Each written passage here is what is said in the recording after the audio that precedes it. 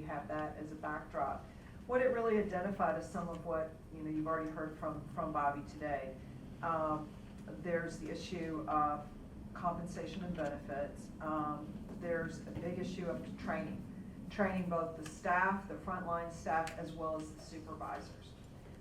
Staffing overall, caseloads of the case managers as well as the supervisors, and helping to clarify roles and expectations, and then matching demand with the roles that we have. The career development, having a career ladder, and helping people understand that if they continue to grow and develop, what is that career development progression. And then I think there's a great opportunity with internal communication, which you already pointed out, in terms of almost an internal PR campaign as well as external, but getting people excited about the extraordinary work that they do. And then working with, there's an issue of safety.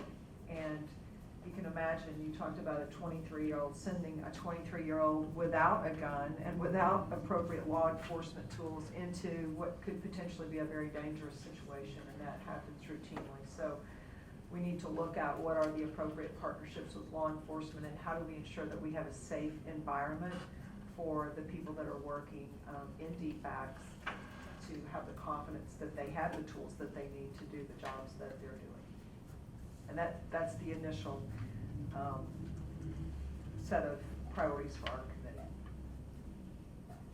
If you all might think about a system of employee recognition, because oftentimes when you can't pay people what they're worth, you should recognize them somehow for the good job that they're doing. And we have already started beginning to acknowledge that. I mentioned earlier about some of the positive feedback we were receiving about the improvements with the intake center. So we have forwarded those names on to the governor's office, and he will be sending a letter of commendation to those DFACS workers as acknowledgement of the great work that they are doing. So we do recognize that can be a very important tool in boosting morale, that people are paying attention to the fact that you're doing your job and you're doing it well. I'm talking about take-home stuff that go on their wall and that kind of thing, so when people come to their area, they can see that this is going to make a distinction. Yeah, do you want to That's exactly what we're doing. The commendation, is on an official form. It's something that they can put on their wall. That's exactly what we're thinking. But we are open to any suggestions on this. I agree that this is, it really can do a lot for people if you have some formal way of saying to them, you're doing a great job and we support you. And so if there's any role that, anything further that we can do, that the governor can do, we want to do that. So we're open to any suggestions. And I think because, and I'll take a second to recognize Representative Mary Margaret Oliver, who's sitting quietly over there in the corner. And that may be also where we can loop in their local representative, who might also be willing to issue a letter or something in commendation of their work on behalf of children. Representative Willard, is that something that you could see being handled through an office? But I think that there's multiple ways that we could acknowledge that work. Good idea. The only other thing I'll say is, in interviewing the folks that I've talked to, there's an incredibly dedicated staff of people working in DFACS. And, I think to the points that were made earlier, all they hear is bad news and, what gets published in the paper and whatnot. I mean, it just further kind of beats them down. There is an incredibly dedicated staff of people that are out there every day dealing with some of the toughest situations in our state. There are public relations agencies that are willing to take on this as a project without cost if we just invite them in to do that. It can help get that message out to the public. They're happy to provide their talent for that purpose, to tap into it. Did somebody have I thought I saw a hand. No. So anything else around personnel, training, retention, staffing, anything anybody's thinking about for this subcommittee's work? Ready? Leaves it to you. But the others are making us look bad. We have not met. We have an agenda. We're going to meet this afternoon, and there's some quality people, but our subcommittee is dealing with the legal regulatory aspects of it, and we're going to be looking at transparency of the system and holding the providers, private and public providers, entities responsible for outcomes with children. One thing that's brought up today I think is important is we're going to probably also address the governance issue of DFACs, and if that is the way we currently have it set up is appropriate or not. We'll be looking at the improving use of data, and that means communications across the multiple agencies that serve the population of the state, and the burdensome and duplicative regulatory requirements that are imposed upon providers, and see if there's a need there to be more limiting as to what happens through regulations. That covers pretty much the main things we're going to be talking about. I'd take suggestions from others if you have it. I'd like to also acknowledge my good friend Mary Margaret Aller. She's been a great champion for the children of this state for a long, long, long time. Good to have you here. May I ask, and I'm on the committee as well, but will it include any legislative? I know it was already put to Bobby what legislation, if any, can help, but I think that part of this committee will look at if there's any proposed legislation, or if you all in your subcommittees think, well, this legislation could help address this, I think pass it to Chairman Willard. And that is a kind of a direct order from the governor, is that, you know, part of our commission is mandated to put forth, you know, what we see as potential, legislative issues for the 2015 session. If we see things that would make sense and help Bobby's work, then by all means, just because it's not, you're not on that subcommittee doesn't mean you can't make that recommendation. Absolutely. Just have a question, just to put a finer point on it. So I think there's a pretty good group of my peers would say on the private provider side that the requirements for private providers do not equate to the standards that DFACs foster homes might have. I assume you're going to dig in and try to marry the Good point, Bob. inconsistencies or inconsistencies. I think what we see is we have specific set of regulations applicable to each type of provider. I think there needs to be more of a recognition of a general form of regulations opposed to trying to pigeonhole each form of provider and the regulations addressing.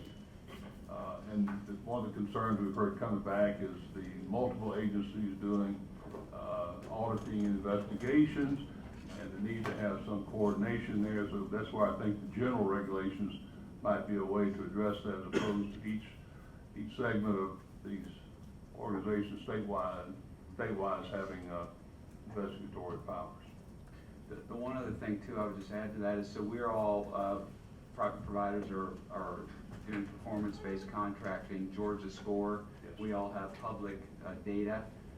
And there's nothing public about what's going on in the DFACS homes. So I think part of the quality issue of becoming a best in breed state, the best state in the country for child welfare, is to really get the bar very, very clear where it is and raise it if it needs to be raised, so everybody's in the same place. And so we could have great DFACS foster care homes, and they could be outperforming what's going on in private environments. We have no idea. So there's no clarity about that. So dissemination of information from all providers. Yeah, and really kind of laying it out there. How are we doing across all of our what our 9,500 kids or whatever we have in care today? Okay. Melissa, did you have any thoughts around legislative or regulatory? Is it okay to? We've been in conversation for about a year, and the Barton Center, again, independent of this council, has been supporting Bobby initially a decal and now a DFACS, but the leadership of both agencies to look into the issue of possibly reinstating the child abuse registry. We've had, our state statute was struck down as unconstitutional in 1998. That registry is really about warehousing information about originally substantiated and also unsubstantiated at the time reports of child abuse for purposes of a lot of personnel screening or evaluating the suitability of foster or adoptive parents, and using that as some clearinghouse of safety information about people who are going to have access to children.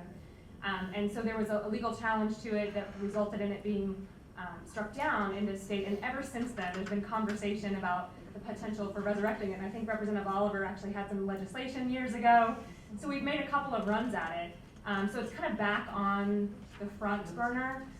So we've been in conversation about that. We've provided some research. That may be something that this subcommittee is interested in biting into, perhaps. Can you, Melissa, for my own notification, I don't know about any others, but when you said child abuse registry, be a little more specific of what it was when it was in existence prior to Yes. 98? So there are every state has repositories of information about families and children. And states are not required to have a centralized registry, but many states do. The majority of states do.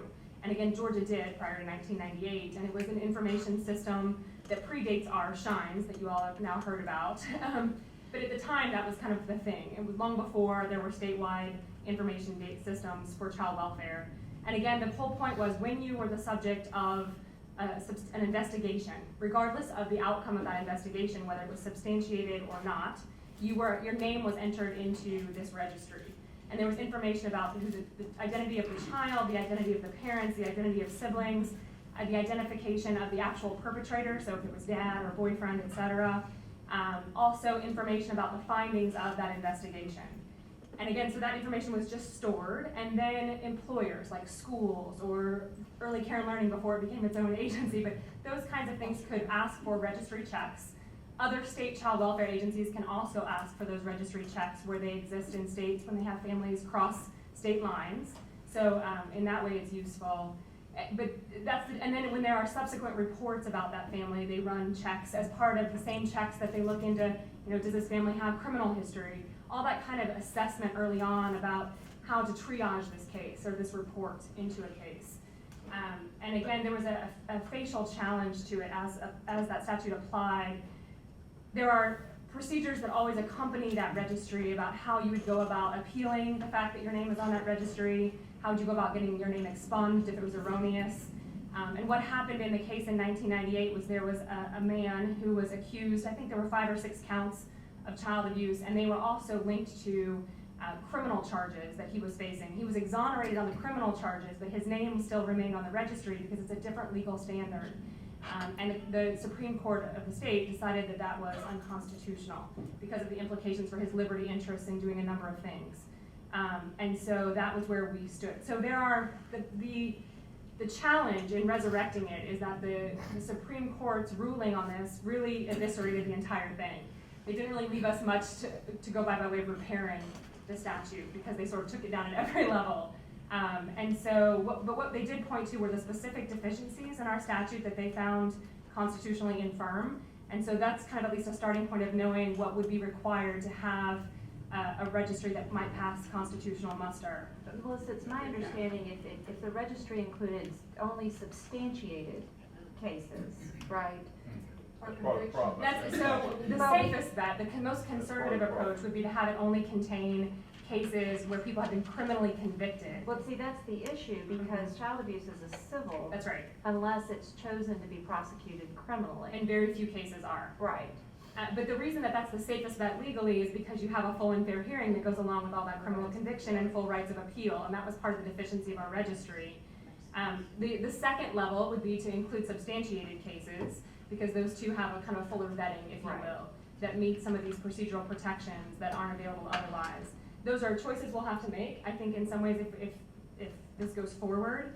And we'll just have to you just kind of test it, knowing that we may not survive another challenge, but we can Well, try. does the best practice kind of, and models from, because the majority of states have a registry. 36 states have registries. Right, so obviously there's gotta be best practices and models to protect, folks in the 36 other states. There are. So my question is, which subcommittee should take that part on? So what we had talked about, and I know Melissa is obviously a subject matter expert on this, but what we had talked about was Bobby actually stopping by Chairman Willard's committee and talking through this issue with you, Chairman, and he has all of our seeing if it's research, something so. the committee wanted, if it's something the committee was interested in exploring and talking further about the issues that Melissa's just gone through. And I think this is a prime example of where PR comes in handy, because, you know, the issue right now